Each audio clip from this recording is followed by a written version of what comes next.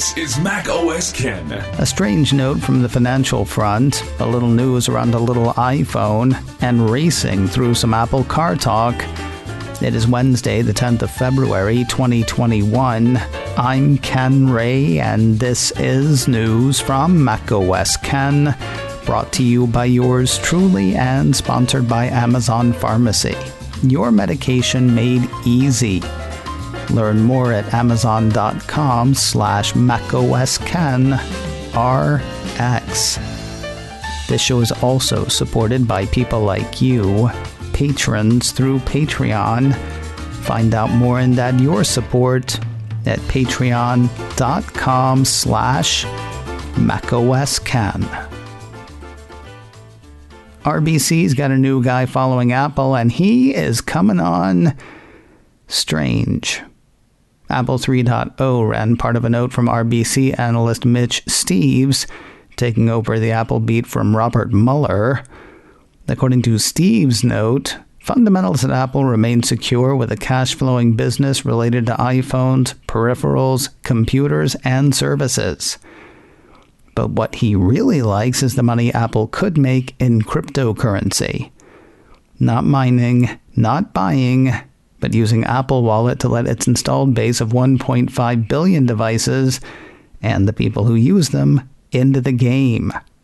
The way the analyst sees it, if Apple decides to enter into the cryptocurrency exchange business, multi-billion-dollar industry, we think the firm could immediately gain market share and disrupt the industry while simultaneously making the USA a leader in crypto for the next 10 to 20 years. If only 200 million of those 1.5 billion got into cryptocurrency, Steves figures the potential revenue opportunity would be in excess of $40 billion a year. So sure, there's the iPhones and peripherals and computers and services. However, he says, Apple could unlock a multi-billion-dollar opportunity with a few clicks while investing into next-generation chips as well. Remember when everybody wanted Apple to make a seriously cheap iPhone to go for market share over margins? Yeah, this isn't the same thing, yet something about this reminds me of that. Anyway, RBC has an outperform rating on Apple shares. Steves used his debut note to up his firm's price target on the shares from $154 to $171. The Wistron plant in India that closed down in December has come back online. Apple Insider reminds us what happened, how workers at the plant producing the latest iPhone SE as well as iPhone 7 became violent over little things like not being paid enough or being paid on time. That led to riots that caused millions of dollars in damage and shut the factory down.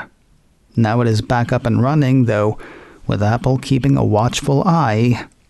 In a statement to Reuters, the Cupertino company said for the past 8 weeks, teams across Apple, along with independent auditors, have been working with Wistron to make sure the necessary systems and processes are in place at their Narasapura facility.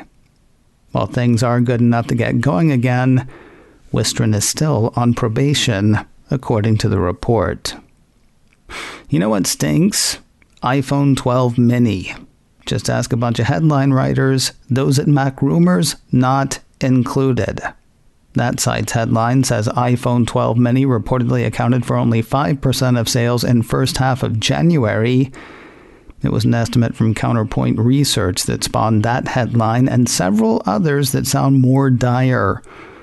Let's look more closely at that percentage first. According to a report from Reuters, Counterpoint thinks the 5% mentioned is just for the iPhone 12 line, not 5% of all iPhones sold. Okay, that is a small amount. That said, we don't know how many Apple expected to sell. I mean, they knew that one phone didn't fit all. That's why they made 4 phones. And yet you get headlines like this one from Ars Technica. Sorry, small phone lovers, the iPhone 12 mini was Apple's 2020 sales flop. Or this one from iDownload blog. The iPhone 12 mini has demonstrated that we no longer care about pocketable phones. Or my favorite from Cult of Mac, there should never be another iPhone mini. I'm not saying the thing's a barn burner. I am saying Apple probably knew that it wasn't going to be a barn burner. And then again, Tim Cook has proven over and over that he has no idea what he's doing. If you're a macOS 11 user, there is an update you will want to get. Apple Insider says Apple has released Big Sur 11.2.1, bringing with it a charging fix for some and a security fix for everybody. On the power side, the piece says the main item in Apple's release notes for the update is that it includes a fix for some 2016 and 2017 MacBook Pro models. Some users found their MacBook Pro failed to recharge the battery, something the update is likely to repair. As for the security issue, Apple Insider says the update also plugs a hole in macOS for Sudo, a flaw that allowed attackers to take control of a Mac using an exploit. The issue existed for 10 years before being documented in January. Yeah, I know it's been a while, but you'll want to go ahead and get on that one. Actually, the fix isn't just for Big Sur. The piece says Apple has released security updates for Catalina and Mojave, fixing the same Sudo security issue. Now, if your Mac is one of the ones that won't hold a charge and yesterday's update doesn't do the trick, Apple is prepared to take care of it. Engadget says the Cupertino company has launched a battery replacement program for 2016 and 2017 MacBook Pro models experiencing this issue. It's the usual very small number of customers experiencing the problem, according to Apple. Those folks will see a service recommended warning.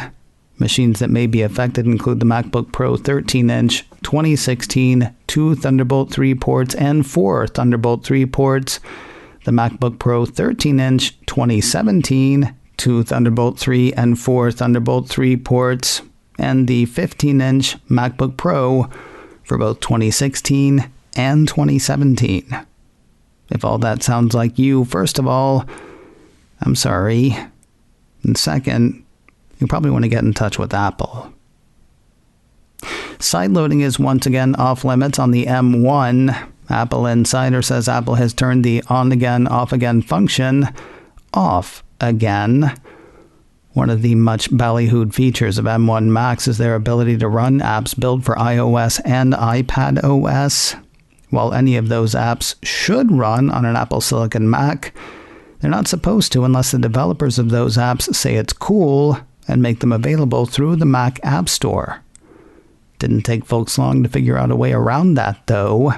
According to Apple Insider, users eager to access popular iOS apps like Facebook, Instagram, and Netflix on macOS discovered a workaround that involved downloading and installing IPA files. Apple blocked that a while ago. Then, for reasons unknown, the process started working again. Now it's stopped again, both for last week's release of macOS 11.2 and the latest beta for 11.3. Trying to install an IPA now throws up the warning, this application cannot be installed because the developer did not intend for it to run on this platform. The way Apple Insider sees it, this looks like a more permanent block against the practice. If you're using a 3rd-gen Apple TV to rock CBS All Access, you're going to need another way up Paramount Mountain.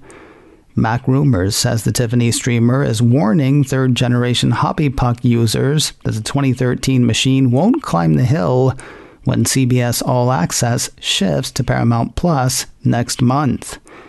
According to the piece, the new Paramount Plus app will not be available on the 2nd and 3rd-generation Apple TV models, but it will be watchable on the 4th and 5th-generation Apple TV models, the iPhone, and the iPad. Of course, with an iPhone or iPad, you can AirPlay to the 2nd-gen or 3rd-gen Apple TV. If all this sounds familiar, it may well.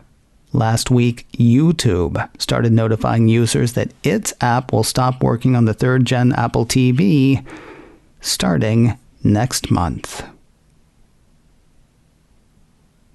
More news in a moment. But first, a word from Amazon Pharmacy. Your medication made easy. You take prescriptions either to maintain your health or to get better.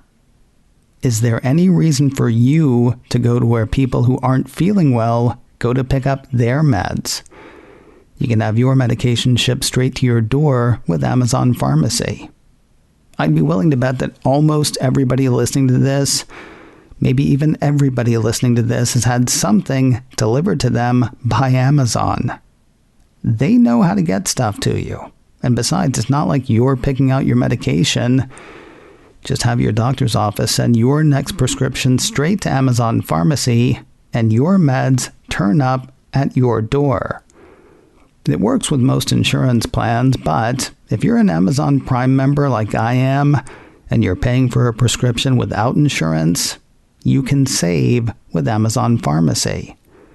Their pricing is clear and understandable, they're HIPAA compliant, and you can get in touch with a pharmacist 24 hours a day, 7 days a week.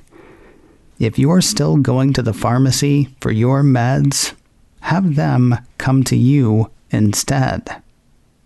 Amazon Prime members can save on prescription medication when not using insurance and get free 2-day delivery.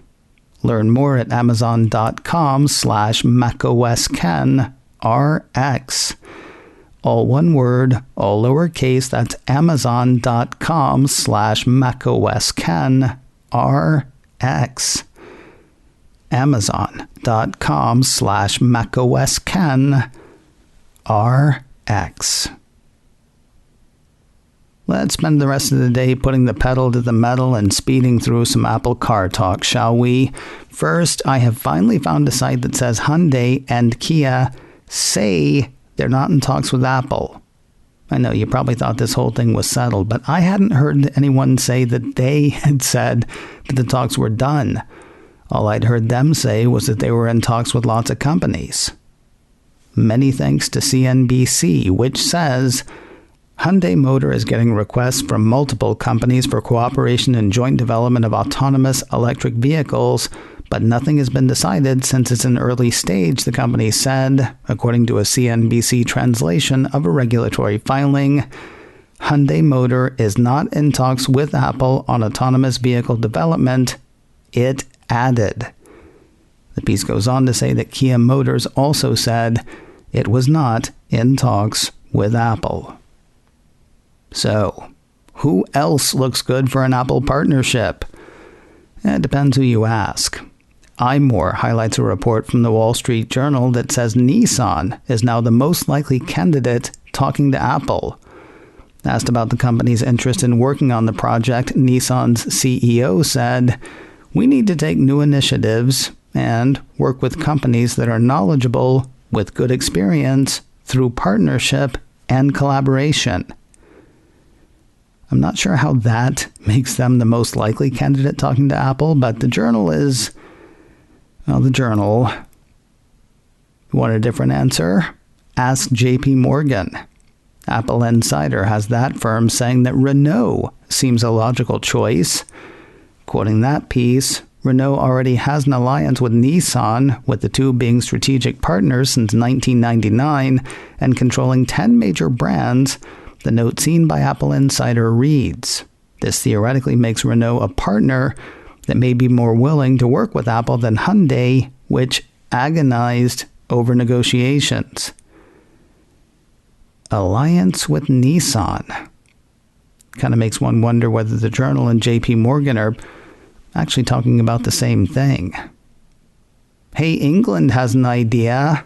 How about building Apple Car in England? Another piece from Apple Insider has members of Parliament urging Apple to produce the rumored Apple Car in the country to invigorate the jobs market hit by the pandemic. Can't blame them for wanting the jobs. And to their credit, it doesn't sound like they expect to be Apple car maker to the world. Rather, the piece says the MPs are trying to convince the UK to ask Apple to use the country as one of its bases of manufacturing for the self-driving car. And finally today, would you like an actual fact around Apple's self-driving car initiative? It more than doubled its miles last year. MacRumors says the California DMV has laid out new disengagement and mileage reports for self-driving vehicles being tested in the Golden State. Over the course of 2020, the piece says vehicles equipped with Apple's self-driving technology traveled a total of 18,805 miles in California, up from the 7,544 miles traveled in 2019. All by itself? Well, no. But it did do better on that front as well.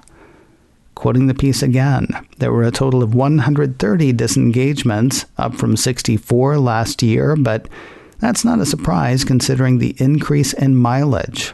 Apple's cars experienced a disengagement every 144.6 miles, which is a better metric than 2019, where there was a disengagement every 117.8 miles. A disengagement is when a vehicle disengages and gives control back to the safety driver, according to MacRumors, or the number of times the safety driver in the vehicle takes control. Coming up in a few minutes, want to hear me fight with Mac Geek Gab's Dave Hamilton? Well, you won't exactly, though we do end up taking opposite sides on one issue. I blame him for breaking the rules. Find out what I'm talking about in a few minutes. Look for that show and subscribe wherever you get podcasts. macOS Ken Live goes live again today, 3:30 Pacific, 6:30 Eastern on my YouTube channel, youtube.com/KenRay. Catch it live or on replay there. You can also grab the audio podcast, macOS Ken Live, wherever you get podcasts. macOS Ken, brought to you by me and sponsored by Amazon Pharmacy. Your medication made easy. Learn more at amazon.com/macOSKenRx. This show is also supported by people like you, patrons through Patreon. Find out more and add your support at patreon.com/macOSKen. Advertising handled by Backbeat Media. Online at backbeatmedia.com. You can reach me a couple of ways. info@macosken.com or call 716-780-4080. Until next time, that is news from macOS Ken. I'm Ken Ray.